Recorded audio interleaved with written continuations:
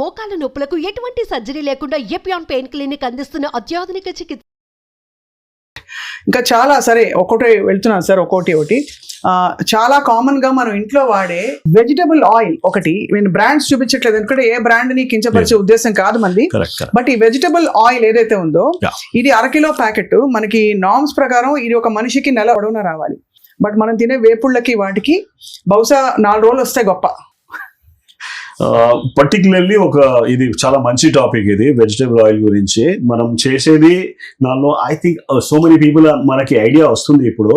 The more the clear vegetable oil ఉంటుంది కదా, మనం సూపర్ మార్కెట్ లో పోయి అది కలర్లెస్ ఉంది, సూపర్ కనిపిస్తుంది, super rich refined oil. So problem ఎక్కడ వచ్చింది అంటే ఈ రిఫైన్మెంట్ కోసము they have done something on mechanical కాలేదమ్మా. మెకానికల్ అంటే there is they use to have hand held seeds కి పౌండింగ్ చేస్తే ఆయిల్ వచ్చింది. ఇప్పుడు దాని నుంచి పోయి it has gone into a big machines and all that. దాని వల్ల ఒక టెంపరేచర్స్ రేజ్ అవుతుంది. Temperatures goes up to 300 degrees also. అంటే ఆ సీడ్స్ ని బాగా అవును దానికి ఎగ్జాక్ట్లీ మంచి ఎక్స్ట్రాక్షన్ వస్తుంది. ఆల్ ద రిఫైనరీస్ ఎవరు చేస్తున్నారో they use that particular stuff. So the moment 300 degrees temperature 200 degrees temperature వెళ్తుంది కదా, ఆయిల్ లో ఆ nature of the oil change అయిపోతుంది. It becomes into cis form నుంచి ట్రాన్స్ ఫ్యాట్ అని ఫార్మ్ అయిపోతుంది.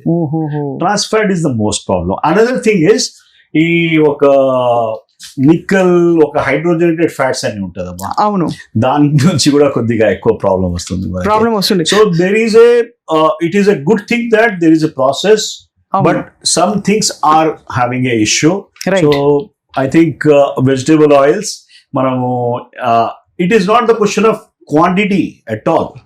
If you are taking something like cold pressed oil and you are using it properly, you will not get into much problem. Cold pressed oil lo intati problem undadu అది కేవలం fat calculate చేసుకోవాలి తప్ప toxic substances కి మనం వెతకక్కర్లేదు. Exactly it is trans fat component చాలా తక్కువ. ఇప్పుడు ఈ రిఫైన్డ్ ఆయిల్ లో ట్రాన్స్ ఫ్యాట్ ఉంటుంది సార్? తప్పకుండా, everything is trans fat, right?